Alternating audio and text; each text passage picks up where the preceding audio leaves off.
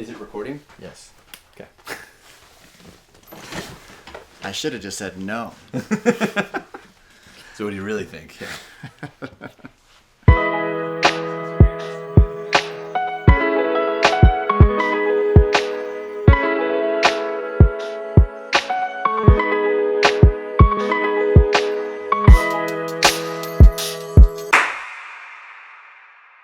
Hey y'all, Mike Rogel here with Organizational Behavior. This lecture and this conversation with James Avey will be on trust, justice, and ethics. A buddy of mine pulled me aside the other day and asked me to talk through a problem that he's having at work. He's a high-level manager, incredibly competent at what he does, reports directly up to the executive team, and he's wicked good.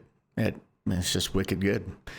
And so good that he gets asked to be a part of all sorts of cross-organizational teams. Like he gets pulled into production, gets pulled into, operations and sales and other areas because he's great at thinking through problems and knows the business really well. So he serves the business really, really well.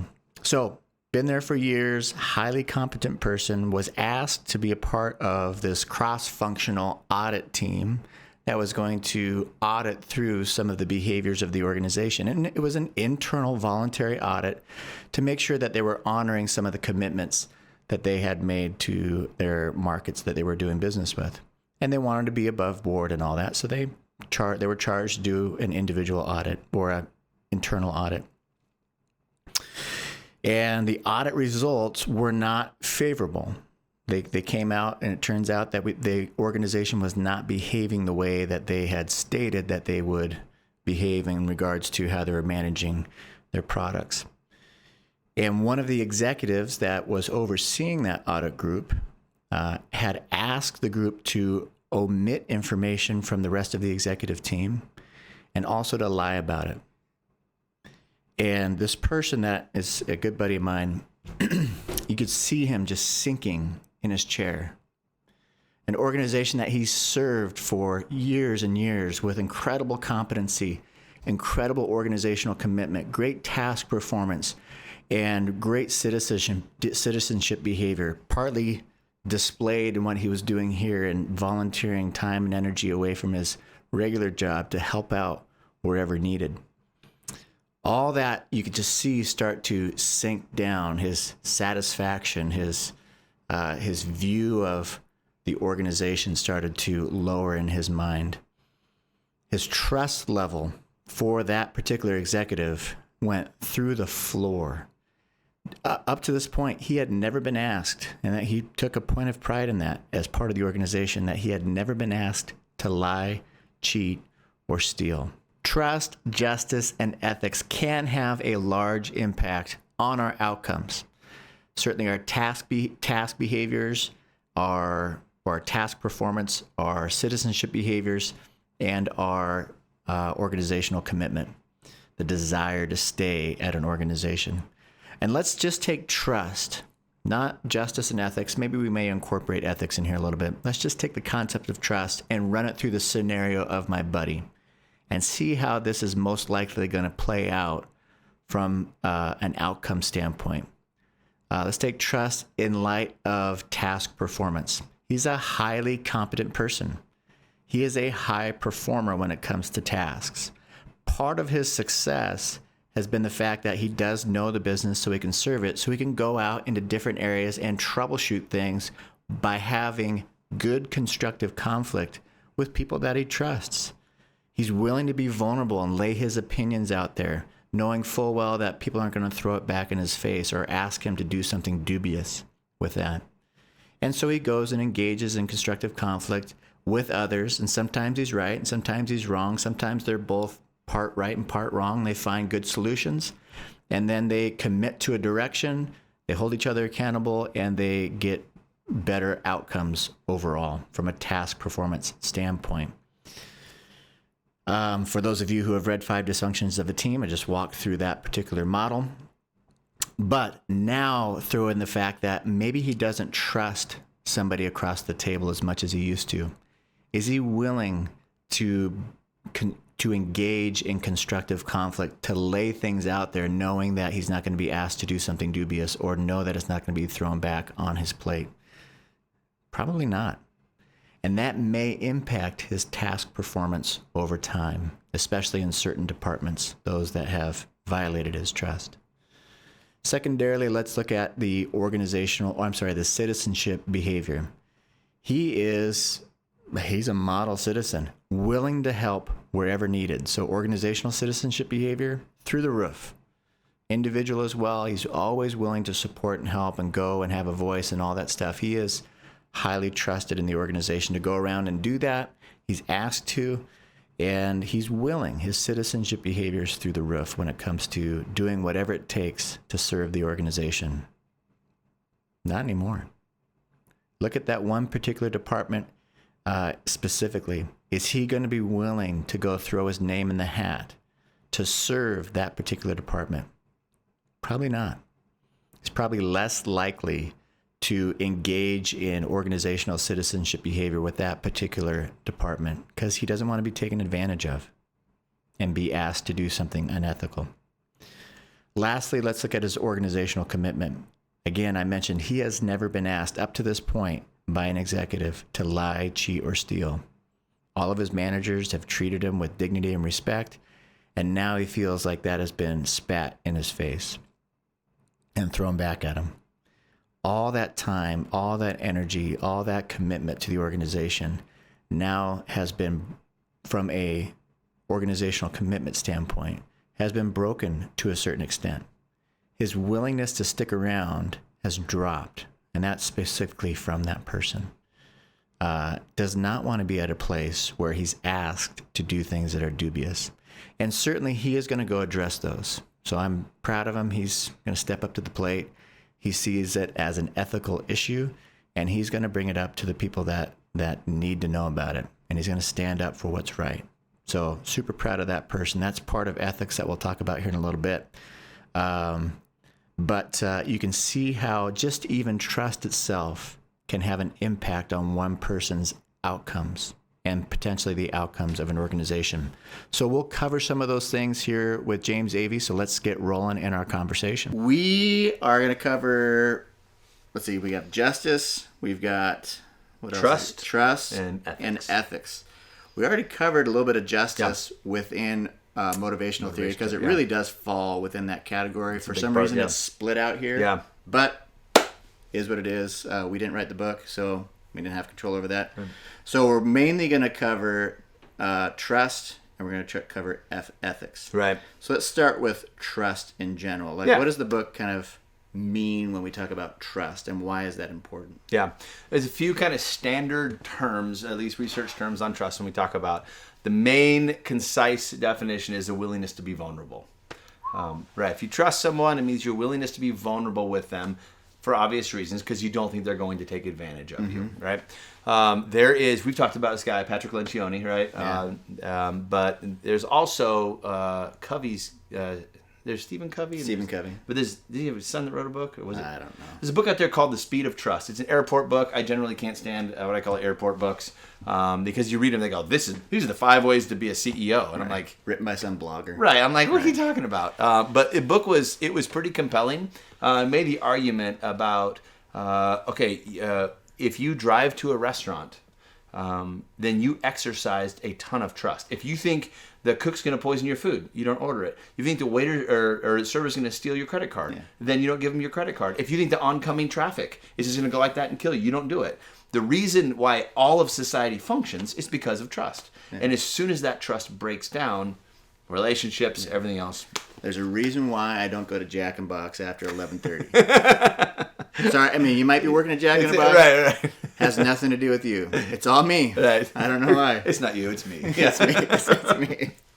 So in that way, I mean, like even in companies, it's every aspect of organizational life. I trust that you won't take advantage of me. Otherwise, I'm not going to work with you. Right. I trust that the company's going to pay me. Otherwise, I'm not going to show up for work. Right. I trust that my boss is not a moron, even though maybe there's some evidence that suggests otherwise. Right. Right. So if we have a trusting environment, that's a good thing, assuming that trust is well placed. maybe Lencioni. Remember this? Vulnerable trust. Is like the foundation. What did it like? What did it mean to you? Do you remember much of it at all? Yeah.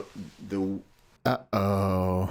My turn. Well, give me a second. You I think you should touch on that. Yeah. The willingness to believe that your intention for me is good. 100%. Otherwise, I won't engage. Yeah. So when there's a group that has no engagement, and it's like I can't get them to care about anything. That's because they don't feel safe to care. Mm-hmm. And if you don't feel safe to care, you're not actually going to say anything. Mm-hmm. And as soon as you say something, then you have ownership because mm-hmm. now you've said something. And it's the way if you have a trusting environment, people, I'm okay to disagree. That means there's ownership. Now there's investment, and then we're kind of thriving. That's like the base level of every relationship. My old boss used to call it opening the kimono. Yeah? Like, hey, here's where we're at. Yeah. Here's where we're at. Say what you want. Probably going to cut that out. Yeah. Yeah, no problem. What is a kimono? It's like a robe. Oh, that's awesome. Maybe you should keep it in. Throughout the rest of the video and the rest of our conversation, specifically on trust, I want you to pay attention for 3 central ideas that we may not call out by name, but you'll certainly see them, the ideas of them interwoven into the conversation. And these are the 3 bases of trust. 1 is disposition-based trust. 2 is cognition-based trust. And 3 is affect-based trust. The first one we'll cover is disposition-based trust. This is just a trust that's rooted in your own personality. You may have a higher disposition to trust people or a higher propensity to trust people without them having to earn it. So it's not based off of your careful observation of people's trustworthiness. It's just based off of your willingness to trust people in general. And that is more rooted in our personalities. The second basis of trust that we're going to cover is cognition-based trust. And this is what we typically think about when we think about the term trust. We may have a high or low propensity of trust, but do we trust in a person? And that's really rooted in our assessment of that person's trustworthiness, the attributes and characteristics that they display that either inspire or don't inspire trust in them. And the book covers 3 attributes. We'll talk about ability, somebody's capacity to perform in a particular area. Do I trust in their ability? And if they don't have good ability, why would I listen to them, or why would I put trust that it's going to get done? 2, their benevolence. Are they looking out for their self-interests, or are they more benevolent? Are they looking out for the interest of others, particularly me, and maybe the interest of the organization? Do I trust in their benevolence? And last characteristic or attribute is integrity, their values and principles that they hold dear and act consistently upon.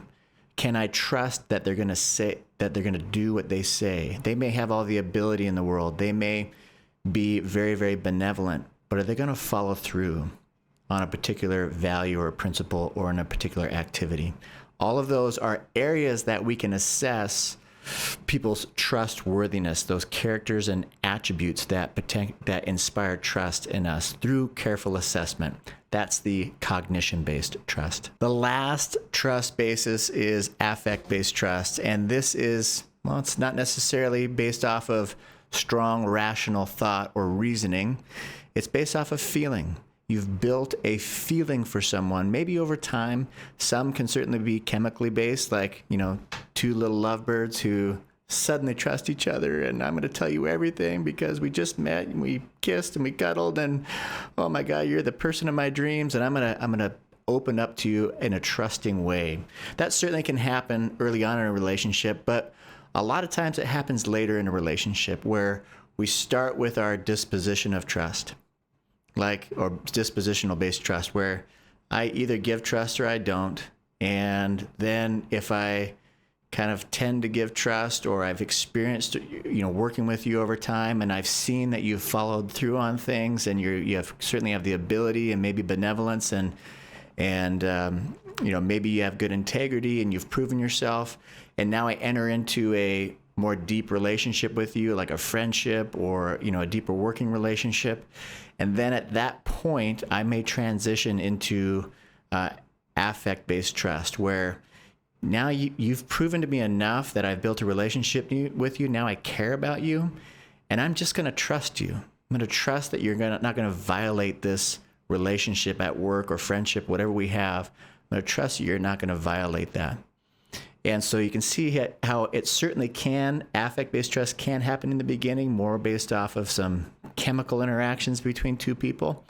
But it also is built over time and can be the capstone of those first two bases of trust. So different types of trust. Let's talk about how, like, kind of where trust comes from in the first place. It's dispositional trust, right? But some people, I mentioned this earlier, are just more trusting than others. They're just born that way, wired that way, right, raised that way, whatever it is. For good or bad. For good or bad. Yeah. They probably get things done a lot sooner, and they probably lose their credit card more often. Right. Stuff like that. It's my. I've got a cousin in Zimbabwe. Yeah, who like I've inherited from my dog. Yeah. I get my social security number. Yeah. Why not? So that propensity means that no matter what you do as a manager, sometimes people aren't going to trust you very much. Yeah. And no matter what you do as a manager, some people are going to trust you. some people are going to trust you. Yeah. So we want to make sure that trust is well placed as much as we can. The three main ingredients to trust: ability, benevolence, and integrity. And Tony Simons, who's a Cornell, he adds consistency. He calls it behavioral integrity. It just means that what you say is in alignment with what you actually do, and you do that consistently. So there's consistently. Explain benevolence real quick. Yeah, I'll explain all three of them if I can, because benevolence to me is the key magic that makes trust work. There's a lot of research on trust repair. Right, so like if you've broken trust with somebody and they don't quit, you don't quit, you're there. You have to have a functioning relationship. Is there a way to repair that? And I think benevolence is like I said, the magic. So let's start with ability. You should trust Mike Rogel to lead your golf team more than me. Why? Is that because I'll throw the game? Is it because I'm a mean person? No, it's because he's a better golfer. Dude, if you can hit the ball in the first swing, you're a better golfer, right? It's got nothing to do with Mike being a great guy. He can just actually hit the ball in the first swing. Mm-hmm. And if you're gonna pick who you're gonna trust for your basketball team, is it you or is it LeBron James? Well, it's LeBron. Why? Because LeBron's just a kind person. No. It's because he's really good at basketball, right? But that's not why I'm picking him, right? Exactly. So this is base level. If you suck at your job, you will not be trusted. Ability. Keep in mind, your ability is not a derivative of what you think of your ability. So what other people think. So you might be really good at your job, but if people think you're not good at your job, they're not going to trust you. Got it. So you're managing expectations at that point. So number one, you got to be decent at your job. Number two, integrity. This is, in sum, it means you tell the truth and you don't hurt people, right?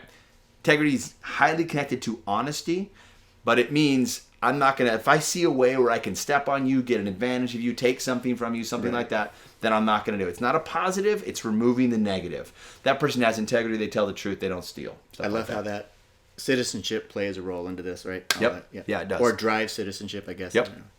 The last one is, again, in my view, the most important one, and that's benevolence. Okay. Benevolence is going out of your way to help somebody else when you don't have to at a cost to yourself. So it's all of those. So doing something that you don't need to do that actually is a cost to you and it benefits somebody else, not you. This is, because a lot of people, not a lot of people, but people can have integrity, sometimes generally consistently, tell the truth, don't steal, and maybe they're good at their job. But they don't go out of their way to care for other people. So when we go back to Pat Lencioni's work, Lencioni. Yeah, whatever. I think it's Lencioni. But... So one of those two, I don't know. When he talks about vulnerable trust, I think he's really hitting on those latter two. Is the integrity and the benevolence. That belief that we can engage in something and I can believe that you're well intended in this process. And that you're going to be truthful and all that stuff. And then we can actually have constructive conflict. Yeah. There are some cultural archetypes in that. So everything we just described is a heavily Western European, heavily American kind of idea. Yeah. And it's this archetype of peace before truth. That means I have to trust you before I'm willing to be honest with you if it's a tough issue. Got it. And this is almost universal in I say my culture at least. I don't, if I have a problem with you, I'm going to call you up and be like, hey Mike, how's it going? I'm going to test the mood, test the environment. Yeah, what are you doing this weekend? Okay, now we're good. Dude, we were at this meeting and you said this and like, I was humiliated. Mm-hmm. I don't open with that line. Mm-hmm. I have to make sure it's safe to get there, right? Mm-hmm. There are other cultures, right? Believe it or not, there are other cultures. There are other cultures where it's actually truth before peace. Like, unless we get this out of the way, I can't trust you. If you're not willing to talk to me about this issue that really matters, I can't trust you. Culture awareness. So this is one of the tricky pieces to trust. Yeah, people are like, well, I'm doing everything right, and no. Because you're not willing to have the conversation because you don't feel safe, you're not trusted. Yeah. So why is trust so important? Yeah. You want to make the best okay, you have a strategy you want to get done. It sounds obvious, but to execute that strategy, you want to make the best decisions. You can't make the best decisions without all the information. And if people aren't willing to give you bad news or things that you don't want to hear because they don't trust you, that means you're making piss poor decisions with missing information, and you're going to wonder why your strategy didn't work. Organizations are incredibly complex systems that are made up of thousands, hundreds of thousands of small decisions that can all steer you in wrong ways. Right. The more complex that framework is, the more important trust, I would say, is in, because every single decision relies on that amount of trust to be able to have constructive conflict, to get commitment. And I think some of the best leaders, like I think CEO, like visionary types of leaders, they have the ability to highly reward honesty of things. Like if they can see something, somebody tells me, hey, we're going to have 12% increase this quarter. It's going to be negative 28 at a minimum. Mm-hmm. Here are the reasons why. And they own it. Here's what I did wrong, etc. Mm-hmm. The CEO that says you're fired, that's a bad move because now people are going to lie to you. The CEO that says that's okay and tolerates it, that's a bad move because now you've celebrated mediocrity. Yeah. So that's a tight, it's a tightrope to walk. I felt super fortunate to have been raised in my first organization. You know how low I've been. Like, heck yeah. Bled red. Yep. You couldn't get a negative word out of me about that organization. Now I might share one or two. No. But ton of organizational commitment, like loved the people in that job. I had affective commitment, like all that stuff was all part of my commitment to that organization. But part of what drove that was I had a leader who never asked me to lie, cheat, or steal. Yeah. Ever. Yeah. Like he demanded high integrity. Yeah. He demanded that I treat people with decency and respect, and that created an incredible amount of loyalty in me, and then likewise created an incredible amount of loyalty amongst the employees, at least for a certain period of time. We're not in the leadership chapter yet, but I mean it's beautiful. It's called the contagion effect. That's how he is, so that's how we are. Mm-hmm. It goes throughout the company. Mm-hmm. But also drove a ton of positive performance. So that's another topic. So anyway, that's big idea of trust. Yeah. If I was anybody on that, I'd be like, trust is at least a dyadic, if not more, process, and trust begets trust. Got it. What I mean by that is if I want you to trust me, I trust you first. Mm-hmm. Right? You can't just think if I do the right things, they'll trust me. It's something that's, if you give it, it's going to be reciprocated. Somebody's got to do it first. Right. Think about, it's almost like gossip. It's a horrible example. But if I tell you dirt about somebody, that invites you to tell dirt to me. Yeah. So it's a bad example, but it's honesty. No, yeah. I'll go through a quick example. Marriage counseling. Yeah. One of my favorite sessions with somebody who was just helping out through marriage issues was he sat there and said, "Looks like you guys are playing singles tennis against each other. At some point, somebody's got to jump over the net and play doubles with the other person. Team. But it's got to be somebody making the call. Right. Certainly, you can both jump over, but you have to make that individual decision yourself. Yeah. To give trust. Yeah. Real quickly. Yeah. That's probably going to be a struggle for some of you. Ethics or trust? Trust. 100%. And might be a hindrance in your career at some point. Yeah. If you don't give it, I want to riff on that. If people just heard, I want to be trustworthy, and then I'll be a better leader and get ahead in my career. Mm-hmm. You heard it, but you've heard half the truth.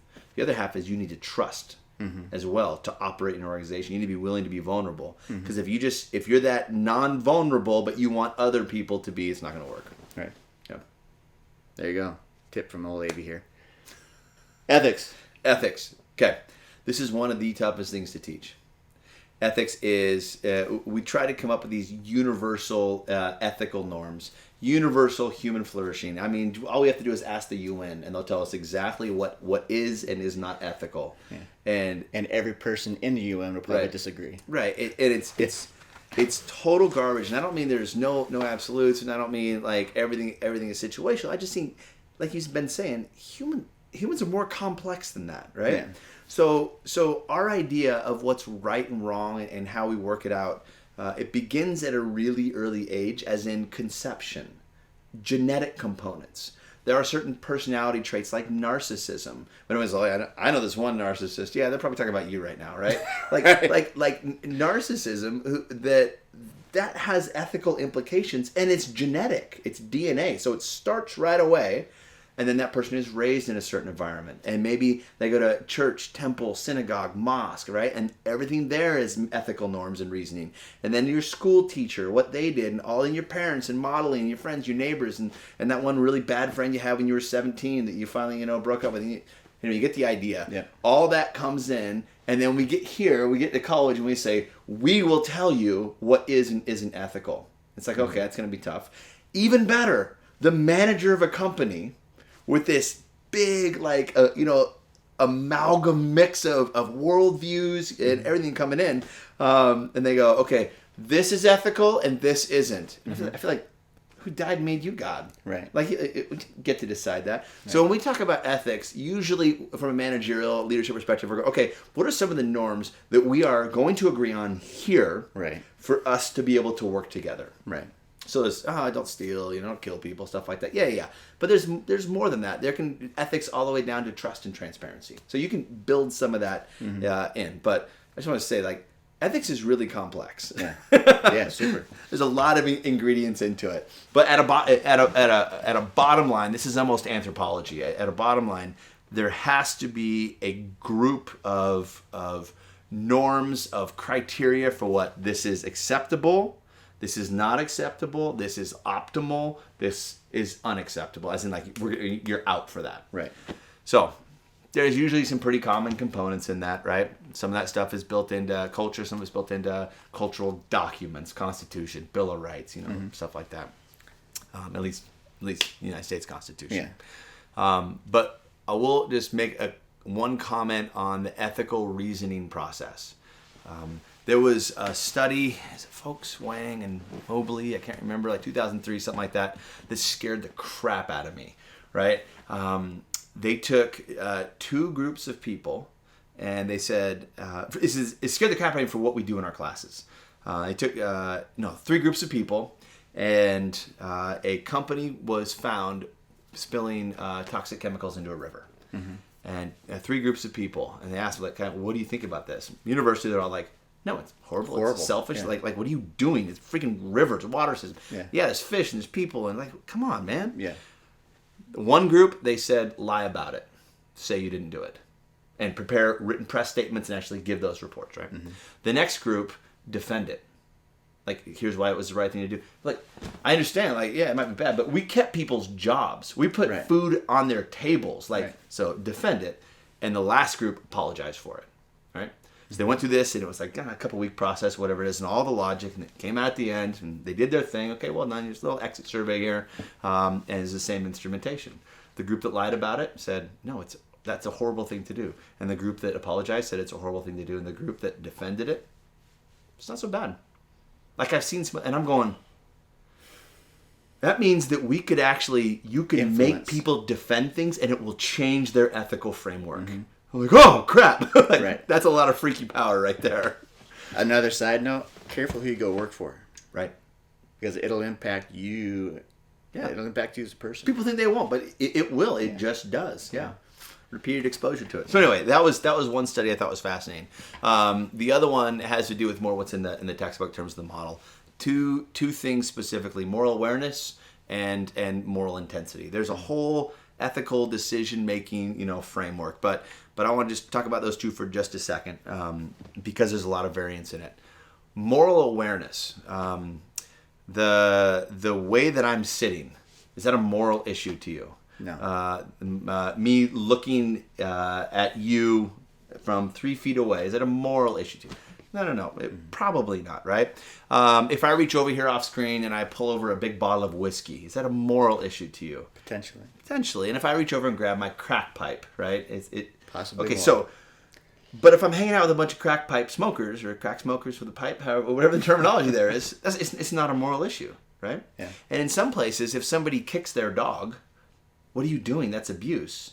And in other places, you kick their dog. It's just what you do with a dog. Right. So I don't say right as in agreeing. Right. Say right Acknowledge. as in I heard you. acknowledge, Yeah. Neither do I. For the record, I don't kick my dog. My dog never does anything wrong though. So Yeah. my wife trained her. So that's Some of that's genetics because I have the offspring of that dog. Right. And it's perfect.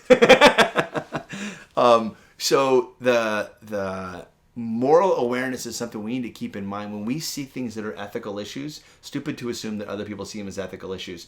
Bigger concern when we see them as not an ethical issue, we might have just blown trust with somebody else. Mm-hmm. Simple example: you're in a meeting, you're telling a story, and you swear a couple times. Mm-hmm. There's a couple people in there just lost respect for you. 100%. And you're like, what's the big deal? Happens to me all the time. Or you're having a party, and you invite, your employees are there, and you go up and you're drinking a glass of wine. There's a group of people that you just lost. Mm-hmm. There's a group of people who just checked out, right? And they're like, well, I go to AA every Tuesday. And Vice versa. You You didn't do it? You didn't do it, yeah.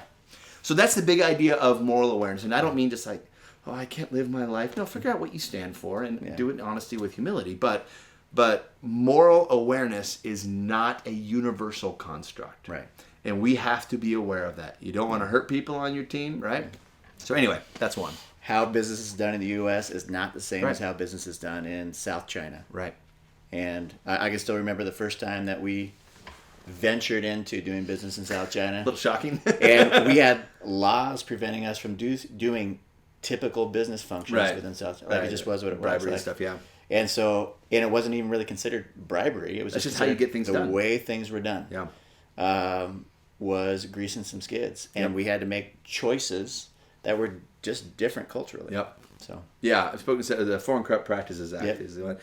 We had to sign Talked the to so document. many execs specifically who were doing like fishing stuff like that in Brazil, and there's like, no, we all just ignored it. Yeah. It's just because you just don't do business there unless that's how it's done. It's not a bribe. It's like paying your fee. Yeah. It was really bizarre. Anyway, It's like a tax. right. Yeah. The last one has to do with moral intensity. Okay. Moral intensity is basically the magnitude of consequences. And so I just throw this out for managers, but also any of us who are making individual decisions. Pause for a minute and consider the moral intensity, right? Because to the extent there's a greater magnitude of consequences, that's a function of more time and vetting and advice needed. Okay. So Explain. okay. I don't. My son's in college right now. Yeah.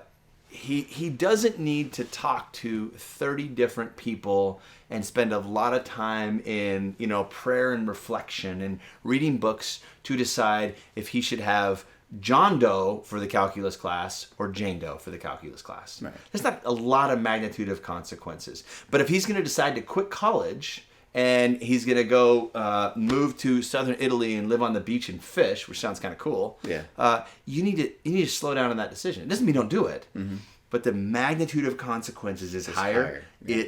It elicits necessarily more voices all the time. It's like an employee, okay? So you're managing an employee, the employee does something stupid, and you go and have a conversation with them. Say, hey, don't do that, do this. Yeah, that's good. Have a good day. Yeah. Oh, you're going to go fire that employee and their entire group. Yeah. You need to get some more input. Yeah. And I know Severity high. Right. So the magnitude of consequences, moral intensity, where you even recognize it's a moral issue, as that increases, you got to get more. Don't go solo. You got to get more perspectives in it.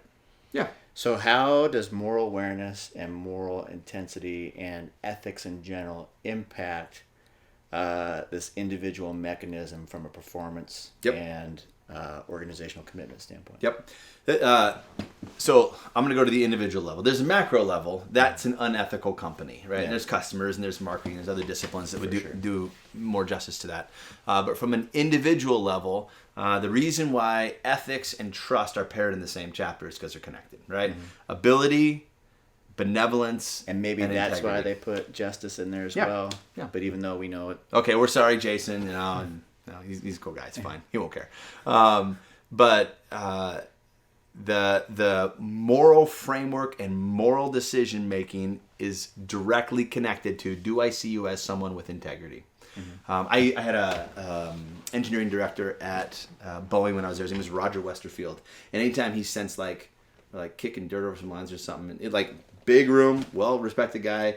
He just got down a minute. He goes, does anybody feel like we're doing anything sketchy here? You need to say so, and it's not going to be slowing us down. And if it does, we need to slow down for it. Right. And every time I was there, people would talk because that was his MO. If it was the first time he did it, people were like, Yeah. I'm not saying anything's wrong. high level of trust. All the time. He goes, does this seem good to you? Yeah. And he wasn't afraid to ask the question. and people weren't afraid to respond. People weren't afraid to respond, but that showed, was another things in the textbook, is moral reasoning. Roger Westerfield thinks morally. He doesn't just react. Well, that's going to lead me to think, I think he has more integrity. He's willing to say that, which means I'm going to trust him more, which means I'm going to follow him more. Yeah. Yeah. Which might lead to higher performance. Yeah, More well, organizational if trust commitment. is speed and it's better quality information and timely, and I don't have to give you the spin because I'm afraid you're going to get blow up at me or something. Right. Yeah. We thought this was going to be the shortest one. Ended Ended up being a longer one. Oh, sorry. But no, it was my fault. My bad. Good well stuff. done. That was Love chapter it. 7? I don't know, somewhere Chapter there. 7. It's justice, trust, and ethics. It's awesome. Again, none of these things are standalone. No. They all interweave. You Yeah. can't just look at motivational theory and say, I got that because it all peels into this Right. and this peels into that. But you can't have one 800-page org behavior chapter, so they had to divide it up had to somehow. divide it somehow. Cool. All right. Awesome. Peace.